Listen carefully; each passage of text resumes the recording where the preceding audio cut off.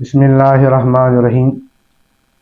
अल्लाह ताला जल्ल जलालुहु व वालहु जॾहिं हज़रत आदम अलैहिस्सलाम खे जन्नत में दाख़िल कयो त हज़रत आदम अलैहिस्सलाम जन्नत में रहियो अल्लाह जी कुदरत सां ऐं काफ़ी वक़्तु रहण खां बाद में जेतिरो अल्लाह जी मंशा थी, अल्लाह जी चाहत हुई, अल्लाह जी कुदरत जी घुर हुई, एतिरो वक़्तु जन्नत में रहण खां बाद में हज़रत आदम अलैहिस्सलाम अल्लाह ताला खे अर्ज़ु कयो, मुंहिंजा मौला मुंहिंजी सूरत ऐं शक्ल वारो, मुंहिंजी सूरत वारो इंसानी सूरत में को इंसान हुजे जंहिंसां आउं पंहिंजी मामलात ॻाल्हि ॿोल गुफ़्तगू करे सघां। अल्लाह ताला जी कुदरत सां हज़रत आदम अलैहिस्सलाम खे जन्नत में थोरी देरि लाइ निंड अची वई। जॾहिं त जन्नत में निंड न ईंदी आहे, पर हज़रत आदम अलैहिस्सलाम खे निंड आई, थोरी देरि जो सुतो त खाॿी पासराटी खां हज़रत आदम अलैहिस्सलाम जे उबती पासराटी मां अल्लाह ताला बीबी हवा खे पैदा फरमायो। छो त बीबी हवा आदम अलैहिस्सलाम जे उबती पासराटी मां पैदा थी त पाण करीम अलैहिस्सलातु वस्सलाम फरमाए त औरत उबती पासराटी मां पैदा थी आहे ऐं पासराटी टेढ़ी हुजे थी त औरत अक्सर बिस्तर टेढ़ी हूंदी आहे। घर में रहण, पंहिंजे मर्द सां मामलात में घणे क़दुरु औरत टेढ़ी हूंदी आहे। पाण करीम अलैहिस्सलातु वस्सलाम फरमायो त टेढ़ाईअ में ई उन सां ज़िंदगी जा मामलात पूरा रखणु खपनि। जेकॾहिं तव्हां चाहींदा त पासराटी खे सिधो कंदा त पासराटी टुटी पवंदी। टुटण खां मुराद यानी तलाक पइजी वेंदी। त पाण करीम अलैहिस्सलातु वस्सलाम फरमायो औरत खे उन हाल में मर्द खे पंहिंजी औरत सां ज़िंदगी बसर करणु खपे। ऐं किताब जो नालो अहयाल उलूम जुल्द नंबर 2 सफ़ो नंबर 79 ते हिकिड़ी हदीस आहे। पाण करीम अलैहिस्सलातु वस्सलाम फरमायो त जेको मर्द पंहिंजे औरत जे अज़ियत ते, औरत जे तकलीफ़ ते, का औरत पंहिंजे मर्द खे ॾुखोए थी, नाराज़ करे थी, तकलीफ़ ॾिए थी, जॾहिं मर्द पंहिंजे घरवारी जे तकलीफ़ ते उहा सब्र थो करे, बर्दाश्त थो करे, त उन मर्द खे अल्लाह ताला एॾो अजुर ॾींदो जेतिरो हज़रत अयूब अलैहिस्सलाम खे अल्लाह तकलीफ़ में केॾो अजुर ॾिनो हो। ऐं जेकॾहिं वरी का औरत बर्दाश्त करे थी, हुनखे मर्द ॾुखोए थो, त अल्लाह ताला हुन औरत खे एॾो सवाबु ॾींदो जेतिरो अल्लाह ताला बीबी आसिया खे अजुर अता फरमायो। मतिलबु त ज़ाल ऐं मर्द जो पाण में जेकॾहिं कुझु मामलात आहिनि त मर्द खे खपे त घरवारी जी ॻाल्हि बर्दाश्त करे ऐं घरवारी खे खपे त मर्द जी ॻाल्हि बर्दाश्त करे त हुनजो घर हली सघंदो। अलग़र्ज़ हज़रत आदम अलैहिस्सलाम जे खाॿी पासे हेठी खोटी पासराटी मां बीबी हवा जॾहिं पैदा थी, हज़रत आदम अलैहिस्सलाम वेझो वञण जी कोशिशि कई। अल्लाह ताला मलाइकनि जे ज़रिए हुकुम फरमायो त आदम बीबी हवा खे वेझो न वञ। हज़रत आदम अलैहिस्सलाम रुकिजी पियो, अमर इलाही थियो त तुंहिंजो निकाह थींदो ऐं हक़ मोहर मुक़ररु कई वेंदी। आम तरह हिकिड़ो सुवालु आहे, माण्हू चवंदा आहिनि त हज़रत आदम अलैहिस्सलाम जो निकाह अल्लाह ताला पढ़ायो या हज़रत जबरील पढ़ायो। अल्लाह ताला जल्ल जलालुहु व वालहु निकाह पढ़ाइण खां पाक आहे। पढ़णु, पढ़ाइणु, निकाह पढ़णु, इबादत करणु, जेके बि मामलात असां तव्हांखे दुनिया में नज़र अचनि था, इन सभिनी अमरनि खां, कमनि खां, मामलात खां अल्लाह ताला पाक आहे। अल्लाह ताला हज़रत आदम अलैहिस्सलाम जो निकाह न पढ़ायो, न हज़रत जबरील अलैहिस्सलाम पढ़ायो, बल्कि अल्लाह जो हुकुम थियो। हज़रत आदम अलैहिस्सलाम बीबी हवा जो पाण में ईजाब ऐं क़बूल थियो, यानी हज़रत आदम अलैहिस्सलाम बीबी हवा खे फरमायो त मूं तोखे क़बूल कयो, बीबी हवा चयो त मूं तोखे क़बूल कयो। बाक़ी किताब जो नालो मदारिज नबूवत जुल्द नंबर 2 सफ़ो नंबर 15, हुन मदारिज नबूवत में लिखियल आहे। ॿियनि किताबनि में अहिड़ी रिवायत आंदी आहे त अल्लाह ताला पंहिंजी कामिल कुदरत सां हज़रत आदम अलैहिस्सलाम जे निकाह जे वक़्तु हुक्म कामिल कुदरत सां अल्लाह ताला हिकु ख़ुतबो मुबारक पढ़ियो। उहो रब थो पंहिंजी मामलात खे ॼाणे त उहे लफ़्ज़ मुबारक कहिड़ा हुआ। ऐं अल्लाह ताला मलाइकनि जे ज़रिए हज़रत आदम अलैहिस्सलाम खे फरमायो त हाणे बीबी हवा जे लाइ तूं निकाह जे वक़्तु हक़ मोहर ॾे। हज़रत आदम अलैहिस्सलाम मलाइकनि खे चयो त हक़ मोहर छा आहे ऐं कीअं ॾिबी। हज़रत आदम अलैहिस्सलाम खे मलाइकनि फरमायो त तव्हां आख़िर ज़माने जे नबी करीम सल्लल्लाहु अलैहि वसल्लम ख़ातमन नबीयीन हज़रत मुहम्मद करीम सल्लल्लाहु अलैहि वसल्लम ते दुरूद शरीफ़ पढ़ो। साॻी किताब मदारिज नबूवत जुल्द नंबर 2 सफ़ो नंबर 15 ते ऐं ॿियनि किताबनि में रिवायत आंदी आहे त हज़रत आदम अलैहिस्सलाम पाण करीम अलैहिस्सलातु वस्सलाम ते 13 मरतबा दुरूद पढ़ियो।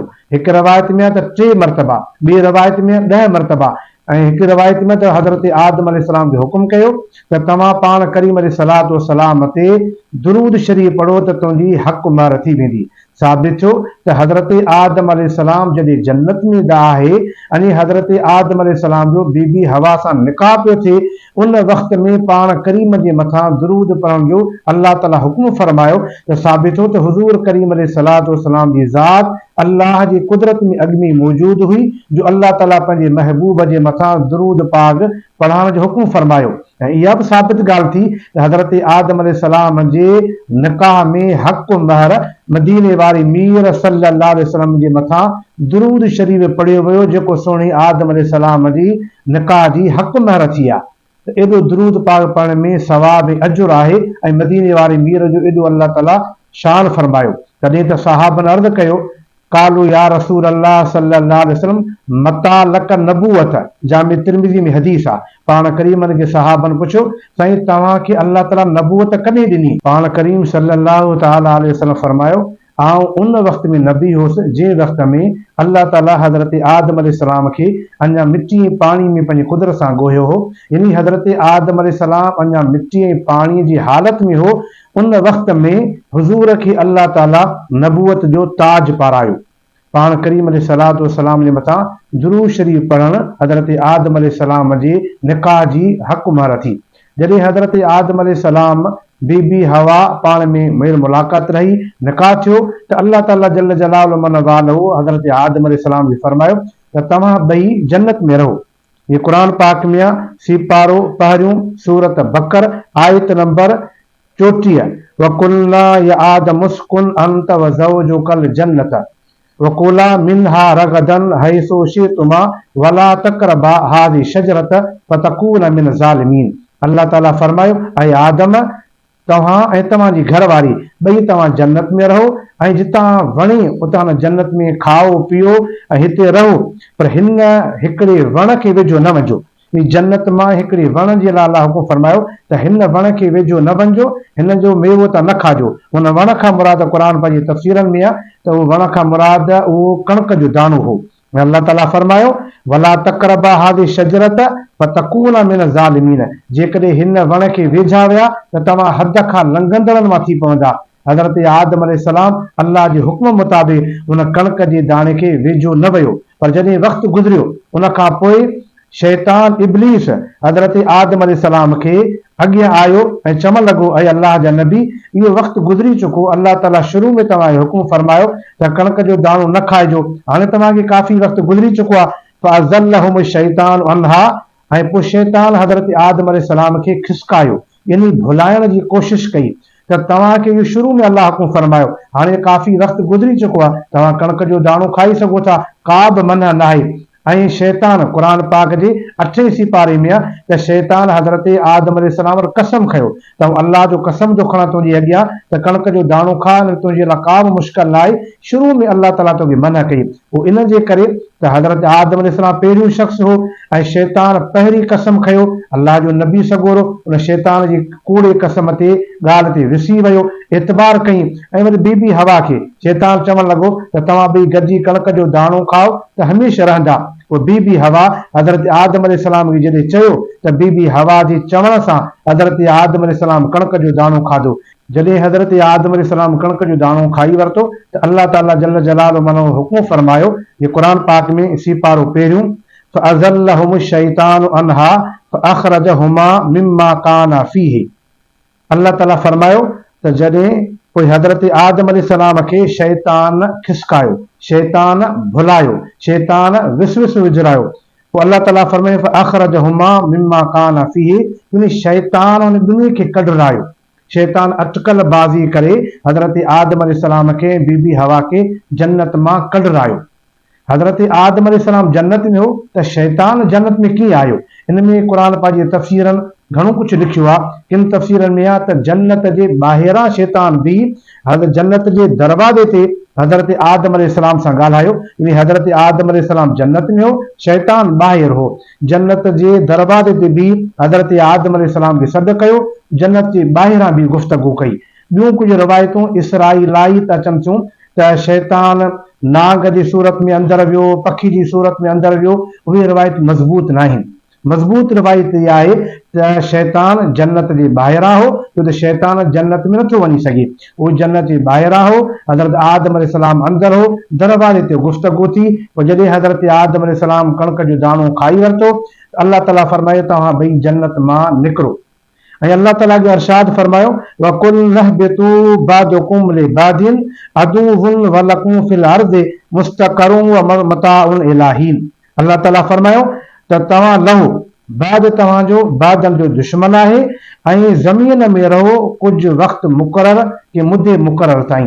हज़रत आदम अलैहिस्सलाम खे अल्लाह ताला फरमायो वकुल नहबितू, तव्हां लही वञो। जॾहिं त हज़रत आदम अलैहिस्सलाम बीबी हवा ॿ हुआ त तस्नीम जो सीगो अचणु खपे हा, वकुल नहबे ता हुजणु खपे हा, अकुल ईअं थो चवे, पर अल्लाह ताला जमा जो हिते सीगो क़ुरान में इरशाद फरमायो। इन जे करे क़ुरान जा तफ़सीर लिखनि था, इन राज़ ही हो त अल्लाह ताला जल्ल जलाल मनवालो फरमायो ऐं आदम अलैहिस्सलाम तुंहिंजे पुष्ट में क़यामत ताईं जेको तुंहिंजो औलाद मूं अल्लाह पंहिंजी कुदरत जो निज़ाम रखियो आहे, उहो तुंहिंजे पुष्ट में तुंहिंजो औलाद इंसान ज़ात जेके पैदा थींदा, अवां सभु हाणे जन्नत मां लही वञो। हज़रत आदम अलैहिस्सलाम कणक जो दाणो खाधो, उन सबब जे करे अल्लाह सुहिणी हज़रत आदम अलैहिस्सलाम खे ज़मीन जे तख़्ते ते लाथो त जीअं अल्लाह ताला हिन दुनिया जे तख़्ते ते इंसान जो वजूद क़ाइम रखे, हिन दुनिया जो निज़ाम क़ाइम रखे, उन हर ॻाल्हि में मालिक करीम जी हिकमत इलाही आहे। इंशा अल्लाह ताला ॿी क़िस्म ॿुधाइबो त हज़रत आदम अलैहिस्सलाम दुनिया ते आयो, पोइ छा कयाई ऐं दुनिया ते सभ खां पहिरीं आदम अलैहिस्सलाम कहिड़ो खाधो खाधो हो।